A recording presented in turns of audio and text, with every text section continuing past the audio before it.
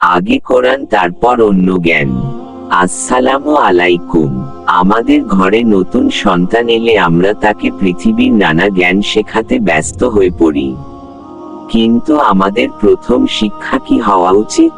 একজন মুসলিমের জন্য জীবনের প্রথম এবং শ্রেষ্ঠ শিক্ষা হলো পবিত্র আল কুরআন।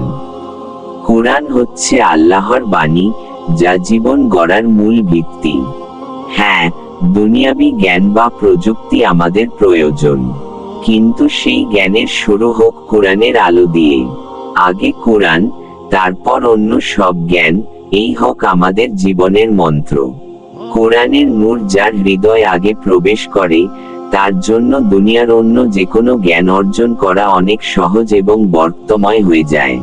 আসুন, আমাদের পরবর্তী প্রজন্মকে আমরা আগে কোরআনের শিক্ষায় শিক্ষিত করি, যাতে তারা দুনিয়া ও আখিরাতে সফল হতে পারে। ভিডিওটি ভালো লাগলে শেয়ার করে অন্যকেও দেখার সুযোগ করে দিন।